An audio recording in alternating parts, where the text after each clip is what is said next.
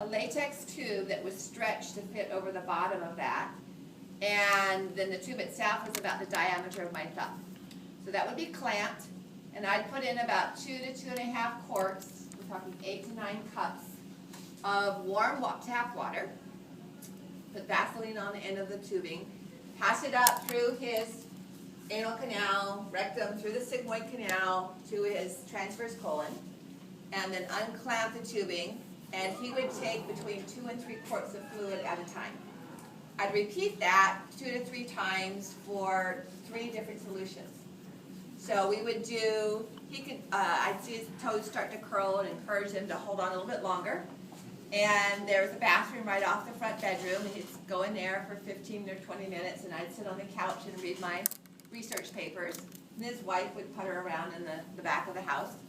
And then he'd come out, and we'd do it again 2 or 3 times, and we'd switch to soap suds enema. I'd just take ivory soap, bar soap, and kind of wash my hands with it and rinse it in the water.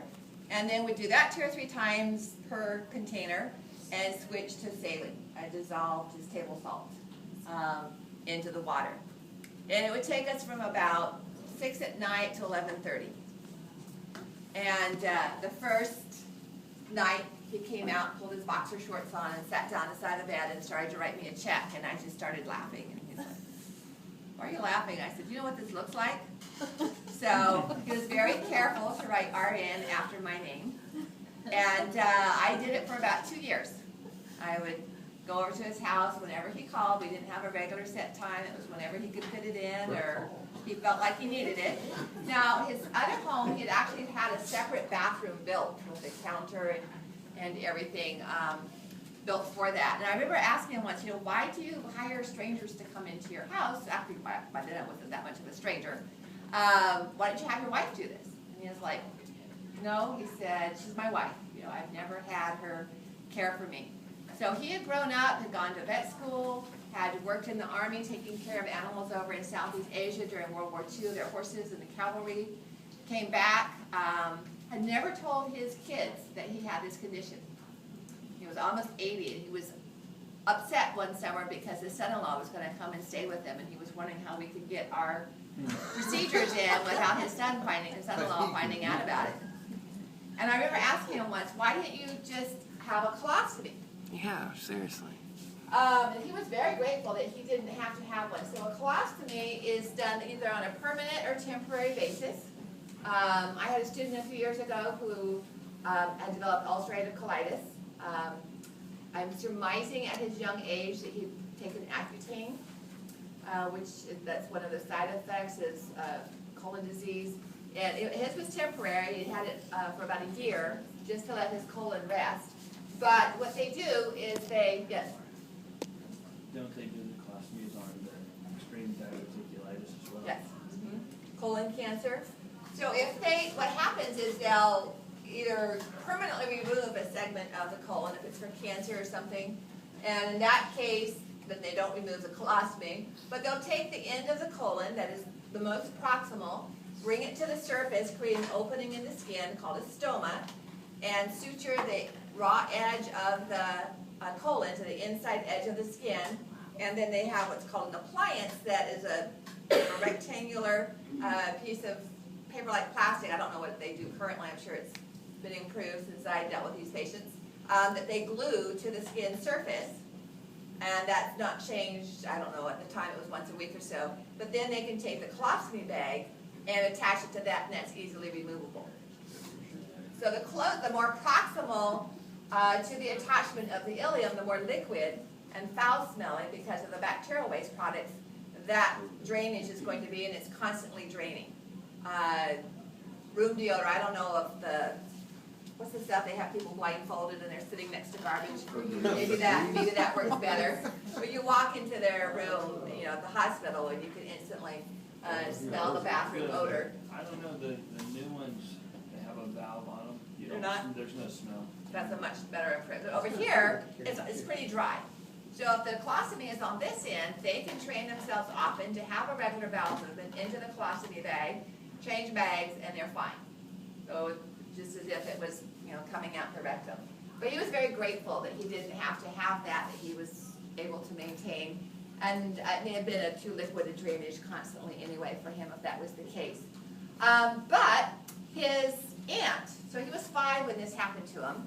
His aunt was in her early 20s, and she also had to have high colonic enemas because she was unable to have normal bowel movements.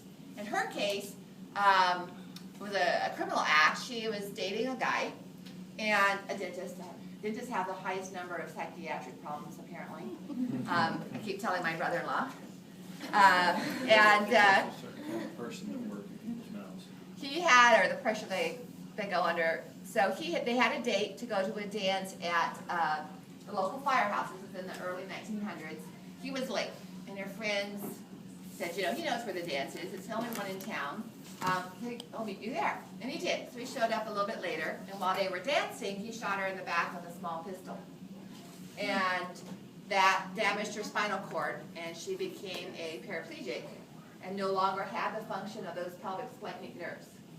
So if the spinal cord damage is up high, remember we talked about you can still have the reflex, but hers was low enough that she lost the sacral portion of her spinal cord and did not have any motor innervation reflex for this region of the colon. And so she already was having those high colonic enemas. So it was helpful to him. He already has somebody in the family, and when he grew up and got married, he and his wife took her into their home and cared for her. But he carried this contraption all over the world with him. And I think he died of sleep apnea when he was about 82. So 3 or 4 years after I met him. But it really brought home the results if we don't have those simple columnar cells. And I mean, obviously he had the scar tissue too. But things just kind of ground to a halt without that tissue. Let's look at the rectum. Again, the histology of the rectum is going to be identical to the colon. There are some skeletal muscles that form loops. I don't know if you studied the levator ani in Bio430, but it has its innermost portion is called the puborectalis, and it forms a sling that helps to move the fecal matter down. And then with this area about here, we start the anal canal. And that's where we switch to a non-cornified stratified squamous epithelium. So we have another junction. And that's what I was talking about with the anal-rectal junction. And I wanted to point out again, remember our blood supply to the rectum came from inferior mesenteric via the superior rectal, or superior rectal via the inferior mesenteric. Middle rectal artery and veins were branches or drained into the internal iliac directly. And then we had inferior rectal, which was a branch of the internal pudendal or drained into the internal pudendal vein. Yes. So here would be the middle rectal, which if they're varicose, cause the internal hemorrhoids. And the inferior rectal, if they were dilated, would result in external hemorrhoids. So we mentioned that when we were talking about our blood supply. At this region, we also have the last sphincter. So we have 5 sphincters. Orbicularis oris is the first. We have the gastroesophageal or cardiac at the transition between those 2 organs. Pyloric sphincter between pylorus of the stomach and the duodenum. Ileocecal valve between the ileum and the beginning of the ascending colon. And then finally, the internal and external form one sphincter, but internal is smooth, and that's going to be innervated by the pelvic splanchnics for dilation. Sympathetic sacral splanchnics will cause constriction. All right, so similar to our micturition reflex. So the smooth muscle dilates with parasympathetic, even though the rest of the rectum is going to undergo peristalsis. The sphincter will dilate.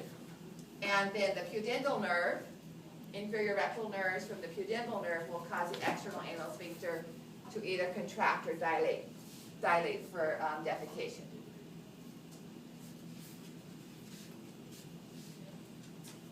So as fecal matter moves into the rectum, there's a stretching, similar to the micturition reflex of the bladder that we didn't really talk about. that stretching reflex, if ignored, can result in loss of defecating activity. So most of us, can't go to the bathroom as soon as we feel we have to, but we'll get there sooner or later. But if you wait 2 or 3 days, or even 10 to 12 hours sometimes, that can result in an adaptation, and the nerves stop firing, and then you forget about it. Drugs, narcotics, can result in a loss of peristalsis. I would think that if that, someone would then take a laxative, a very liquid diet, or lack of exercise. Some people take laxatives every day to lose weight, and that can cause an inability or a lack of the muscles contracting. I had a friend who, well, they weren't dating at the time, but had dated a woman who was a nurse and had access to drugs, being a psychiatric nurse, and started abusing prescription drugs. Was on her way to work, felt ill, pulled over to the side of the freeway here in Sacramento, and called 911, was taken to one of the local hospitals, and died about 12 hours later. No actual cause of death was given, other than that she was very impacted. Impaction is when constipation becomes so severe that the fecal matter is like rock hard, solid. Has to be removed manually. Because if you take a laxative, the liquid just goes around it. You just have runny matter. You think you're clear, but really the impaction is still there. So I'm assuming that her electrolytes got out of balance, and there may have been some other things going on with the drugs that she was taking, but there really was no other diagnosis or cause of death given than that. And I remember, she was in her early 30s, thinking, wouldn't you notice if you hadn't gone to the bathroom for a while and done something about that, even if the drugs had an effect? Anesthesia can do that. So my dad had a second hip replacement last summer, and had the surgery on Tuesday. By the time we went home Friday, hadn't had a bowel movement, was very uncomfortable. They let him go home? Yeah. They wouldn't let me go home last time. Oh, you had one? Well, he told them, and they just said, oh, well, here's some laxatives, and he took stool softeners every day. So he went on Friday. The next morning, my mom gave him a suppository. It's the funniest. She called me into the room. She goes, Mom, she said, Marcy, she says, she started laughing. She says, I don't know what I've done. And I said, what are you talking about? She said, well, I gave your dad this laxative this morning, and then I went to give him another one, and I read it, and it's a suppository. And she said, she's an RN. And she said, I said, Mom, I said, a pill is very different. Suppositories are waxy and longer. They look like little tiny bullets or torpedoes or whatever. I said, Mom, I think you'd remember if you gave them this or you gave them that. Just because you put it in the wrong box doesn't mean that that's what you gave her. She says, well, I haven't told your dad it. I'm scared to tell him. She'd give him a regular one and just open the other one and then close it up. But my poor dad, so he's sitting in a nursing chair, and the closest bathroom is like from here to the end of the room. And with a hip replacement, he's like 5 days post-surgery. So he's walking on it, but, it takes him a while to push himself up out of the chair, and now he has a laxative. So he's trying to get up into the bathroom like 10 times during the day, and trying not to hurt himself at the same time, but I think he thought it was worth it just to get things going. So I'm just surprised that most people would allow it to go as long as she did, where it became such a high impaction. So, if you need to go, go. Don't wait, okay? You can retrain your bowel. So if you have been on liquid laxatives for a while, or you haven't, it can take a while. It can take weeks and months to gradually, you want to go when you feel like you need to, even if nothing happens. It's kind of like starting when you're 2 or 3 years old. And add the fiber, add the liquid, add the exercise. And it will take a while. You might want to take some softeners or laxatives along the way, but not the stimulants. Okay, so we're done with the digestive tube, what I've been calling the gut. And now we have our last two accessory organs. Remember, accessory does not mean unnecessary. Okay? So the liver is the largest gland within the body. The skin is the largest gland of the body. It is also an outgrowth of the digestive tube. So these are glandular cells. We don't classify them as stratified cuboidal or simple. They look cuboidal, but we just classify them as glandular cells. In our relationship with the other organs, so here is the stomach. You can kind of see the pancreas behind it, which we'll end up with, and then the liver, primarily on the right side, but the left lobe over into the epigastric and partly into the left hypochondriac region. So on the anterior view here, we can see two major lobes. And I'm going to draw this and then erase it to draw the posterior view. So this would be the right lobe and the left. Between the two, we have a fold of mesentery. You can see right here.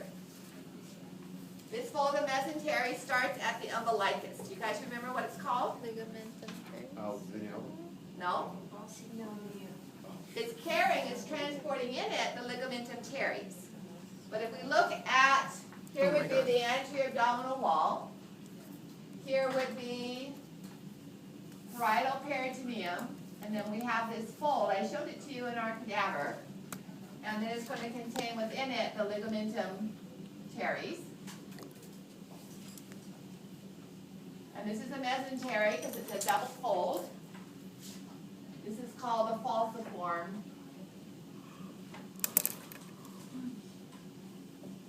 ligament. Okay? So that's what you're seeing right here. So nothing much to that. That's kind of what you're seeing, if you could see it without the stand in the way, for the lobe of the liver. This is tucked up high under the diaphragm. You shouldn't feel more than about 1/2 inch to 3/4 of an inch of the edge of the liver. If you feel more, it's getting enlarged. So now I'm going to flip it over and we'll look at the posterior inferior surface. But before I do that, notice the relationship with the inferior vena cava, which kind of goes right up there between the right and left lobes. So this is a posterior inferior view. I'll turn the lights back on to dry. So now we've flipped it over. This is now the right side. This is the left side. The drinker. Here's the inferior vena cava and the gallbladder. And we have two other lobes. Both of them kind of rectangular in shape. Okay? So I'm going to draw that on the board.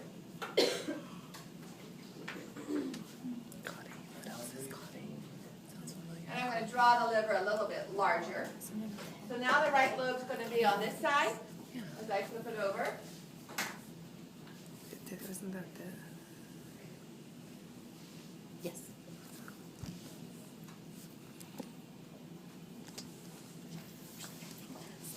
Draw a little bit larger right lobe. I always got that wrong, that's why. Put the inferior vena cava in.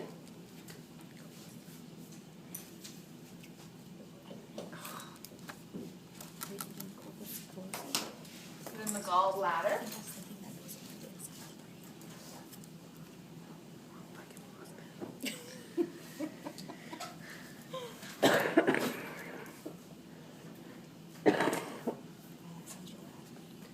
This is nothing. All right, just to the left of the gallbladder, we see a lobe, and just to the left of the inferior vena cava, we see a lobe.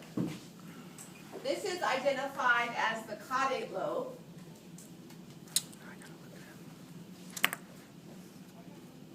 And I kind of use the fact that the inferior vena cava is most posterior, and tails, caudal refers to tail. And so your tails are posterior, so it's next to the inferior vena cava. And then the other one is the quadrate. Again, they both look like quadrangles, so that shape doesn't help us distinguish them very much. Aye.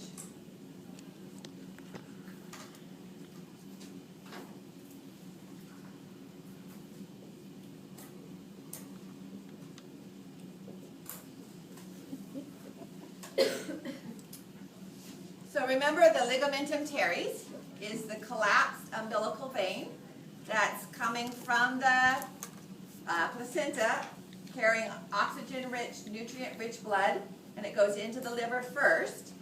So it goes into, comes along here and ends up in this region where we're also going to find our portal vein and hepatic artery going into the liver. So this is the ligamentum teres.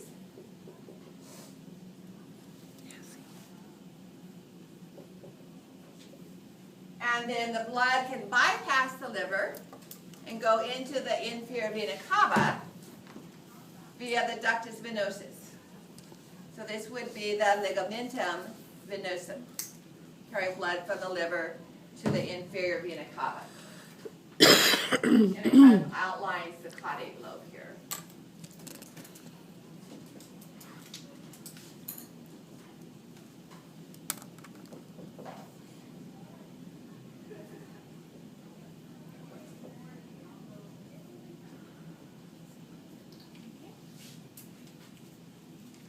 Then we have the portal vein.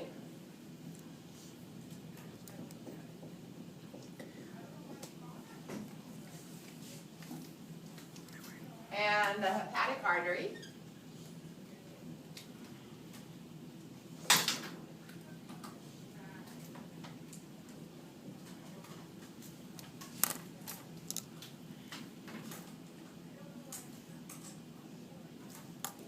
And the cut surface, there's some other branches here of the other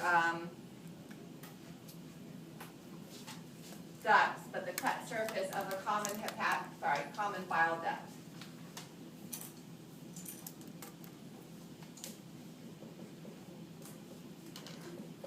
So these three structures form something that we continue to see within the liver known as the portal triad. And the portal triad is structures of branches of the portal vein, hepatic artery, and this would be the hepatic artery proper, and bile duct. So these three structures are known as the portal triad.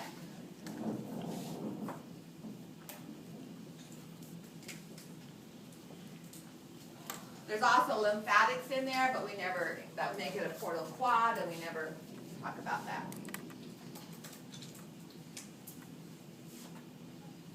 All right, so again, on this model, without all the weird stuff the other model has, here would be the left lobe, here would be the right, gallbladder, inferior vena cava, quadrate lobe next to the gallbladder, caudate lobe next to the inferior vena cava, ligamentum teres going into the area of the liver where we also see the portal vein and hepatic artery, and ductus venosus going into the inferior vena cava. Duct. That's right, ligamentum venosus. In the fetus it would have been ductus.